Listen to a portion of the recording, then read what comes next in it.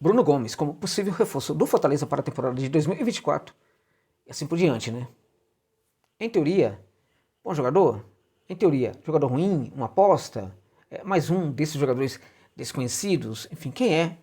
O Bruno Gomes, gente, vamos nessa? Vamos lá? Olha só, antes disso, chamar a atenção para o fato de que este vídeo tem patrocínio da OXBet, né? Claro, o patrocinador aqui do canal, que dá uma força aqui para o meu trabalho, que é muito confiável. E se você curte uma aposta esportiva, não deixe de apostar pela OXBet, que é uma gigante do mundo das apostas, né? Extremamente confiável, respeita você como consumidor, né? Enfim, se tem que apostar, aposte por uma casa de aposta de verdade, né, meu amigo? Ou então minha amiga também, né?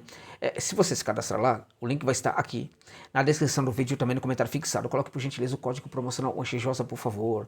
Ajuda muito aí e te oportuniza aí, no caso, dobrar o valor do seu primeiro depósito, caso você queira, até o limite de R$ 1.200. Beleza?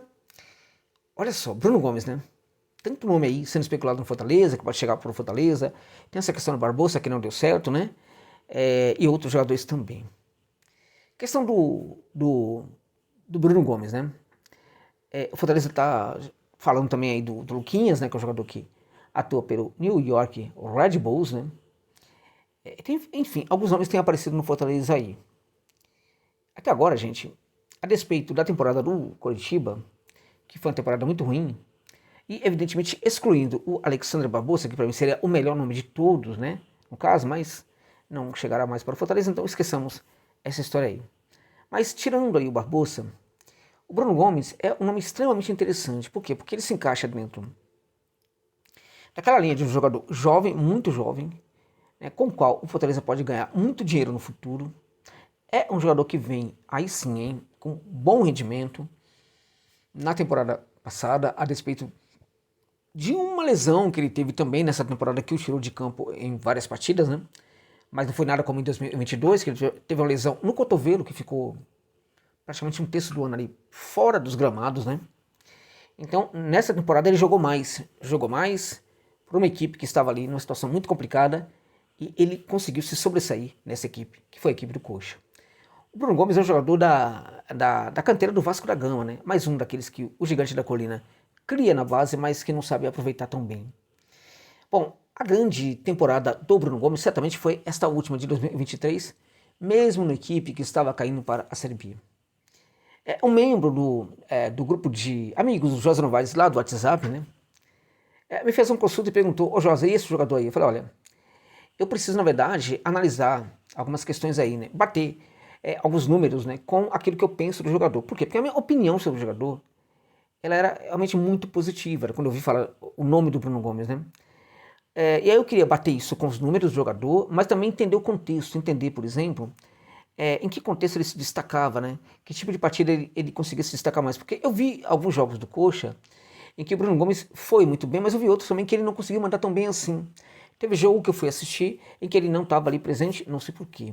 Então teve uma questão aí de uma amostra um tanto quanto reduzida, mas uma amostra em que, enfim, a minha percepção foi bastante dúbia sobre o jogador, mas muito mais voltada para uma posição positiva. Porque mesmo nos momentos em que ele não conseguiu jogar bem, você percebe claramente que tem ali um problema na execução que tem pouco a ver com a qualidade. Você percebe que circunstâncias dentro de campo estão permeando a execução do jogador, né? Que quando ela não funciona muito bem, mas que a qualidade do jogador parece inquestionável, né? Então você percebe que num contexto diferente, numa equipe mais equilibrada, né? Enfim, jogando a partida com mais tranquilidade, é muito mais provável que esse jogador consiga aparecer melhor, né? E que as características do seu jogo consigam ser melhores executadas por ele, né? Porque a execução não funcionava tão bem assim em virtude da situação de pressão a que o Coxa era submetido. Por isso que eu queria, falei inclusive que eu queria analisar um pouco mais, né? É justamente isso, porque os momentos em que ele não foi bem justamente porque havia uma pressão pelo resultado no Coxa, né? E essa pressão caía muito sobre alguns jogadores. Um deles era o Bruno Gomes, né? Que ficava muito sobrecarregado nessa tarefa aí. Só que, mesmo assim, em vários momentos, o Bruno Gomes foi um dos jogadores que mais se destacou dentro de campo pela equipe do Coxa. Foi aquele jogador que, ao final da partida, era aquele que todo mundo saía do estádio, né, elogiando. Pô, o cara joga muito bem, o cara consegue fazer passes interessantes, consegue fazer uma progressão legal com a bola e assim por diante. Então, o Bruno Gomes teve alguns momentos de altos e baixos no Coxa. Os momentos os momentos altos que ele teve, não foi em virtude da circunstância, na verdade, algum tipo de circunstância ali no Coxa que favoreceu essa série de momentos bons, né? Não foi, por exemplo, a circunstância da equipe estar muito bem, né? Tá vencendo por 3-0, e aí o jogador fica muito mais livre para mostrar o seu futebol, aí consegue tirar alguns coelhos da cartola, consegue apresentar alguma magia, enfim, foi sempre um contexto bélico do Coxa, né? Em que jogadores como o Bruno Gomes estiveram sempre muito pressionados, né? Então veja, as circunstâncias elas atuaram para que o jogador estivesse mal e não estivesse bem. Então, quando ele consegue se sobressair em inúmeros jogos, isso mostra a qualidade do Bruno Gomes. E quando ele não se sobressai, tá? Quando ele foi mal em alguns jogos, não foi mal somente por ele, foi mal também pelo próprio contexto da equipe. Então, eu diria para você que os momentos em que ele não mandou tão bem foi muito em virtude do que aconteceu com o Coritiba. Nos momentos em que ele mandou muito bem na temporada, isso foi muito mais por causa dele e menos por causa da equipe. Porque ele conseguia superar os problemas da equipe, inclusive pela sua atuação de qualidade, trazendo a equipe muito mais para o jogo. Não é isso? É isso. Bom, vamos lá. É um jogador que pega essa bola e consegue conduzi-la para o campo de ataque. O Bruno Gomes, ele nasce para ser ali uma espécie de volante, camisa 5, cincão, né? Aquele protetor da linha, um 5-5, né? Que pouco a pouco vai trabalhando um pouco mais ali, avançando um pouco mais ali naquele setor do meio de campo, chegando ali ao balão do meio de campo, e em um certo momento ele começa a gostar disso daí e começa a fazer ultrapassagem. Então pouco a pouco ele vai virando um segundo homem de meio de campo, né? Nessa última temporada propriamente não foi propriamente não foi bem um volante, né? Um volante camisa 5, um primeiro volante, ele foi muito mais um segundo volante.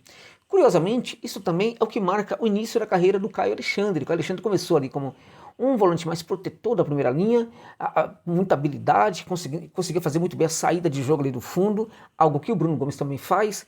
O Caio Alexandre acho que tem uma condução mais cadenciada, né? Consegue, por exemplo, ter uma visão mais panorâmica do jogo, né? Nessa saída, né? O que qualifica um pouco mais a saída do fundo que ele pratica ali na equipe, ou praticava, né? Na equipe do Fortaleza. No caso do Bruno Gomes, ele não tem essa cadência, esse espírito, né, cadenciador, sobretudo naquela saída de jogo.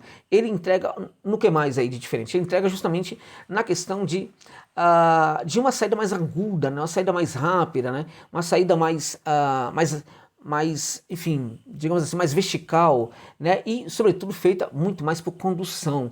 O Bruno Gomes, nesse sentido, ele se apresenta cada vez mais como um volante que vai saindo dessa primeira fase do campo ali, da fase defensiva, para ir para a fase ofensiva ali, para o espaço defensivo do campo, atribuindo velocidade nessa condução. É um jogador que, quando ultrapassa, começa a gostar de continuar a conduzir essa bola, carregando-a até mesmo ali à frente da área. Muitas vezes, inclusive, entrando dentro da área, o que o difere do Caio Alexandre, que é um jogador que, quando se aproximava um pouco mais ali de perto da área do adversário, fazia esse passe e voltava para a posição anterior. Bruno Gomes não. Bruno Gomes é um jogador que costuma ir até o final, costuma ir até a área, se for o caso, pisa dentro da área, procurando uma situação favorável para o arremate. Além disso, nem sempre ele precisa entrar na área para arrematar, nem sempre ele precisa de uma bola sobrando para que ele faça o arremate para o gol. Ele mesmo procura essas situações. Então, quando ele percebe alguma situação ali, algum contexto favorável para o arremate, ele chuta mesmo. Se quer, faz o passe, ele chuta para o gol. Isso mostra no Bruno Gomes uma ousadia que é superior à ousadia do Caio Alexandre, né? Nada assim, meritoso, mas, sabe...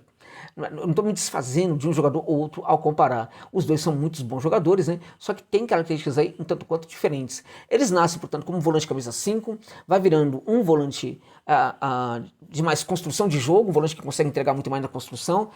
O Caio Alexandre começa a entregar nesse cadenciamento, sendo um motorzinho da equipe, né? Pegando essa bola novamente, recomeçando ali a etapa de construção. O Bruno Gomes não, é aquele jogador que quando pega, ele visa muito mais a área do adversário, mais agudo, e tenta fazer a progressão para o campo de ataque. Tem ali uma certa eficiência nessa condução, consegue proteger muito bem a bola, né, e faz um passe sempre na boba, quando ele percebe que tem uma ótima situação ali para fazer o passe, que vai gerar uma superioridade qualitativa ali para os seus atacantes. Do contrário, ele continua conduzindo essa bola aí, até mesmo até surgir uma situação favorável para o arremate. E nesse sentido, quando surge, como eu disse para vocês, ele chuta mesmo. É um jogador que, na minha opinião, talvez não seja tão fácil assim para a Fortaleza contratar, em virtude de valores envolvidos que não serão tão baixos assim. Agora, eu diria para você que é um caso bem interessante. Há dois volantes aqui no futebol brasileiro, jovens, muito interessantes e promissores, e muita gente não consegue assim, encontrar esses jogadores, muita gente não fica muito atento a eles. Um deles é o Denilson, há um bom tempo eu falo desse jogador, e o outro é justamente o Bruno Gomes, né? Do Denilson, no caso, o Denilson é um jogador que já tem ali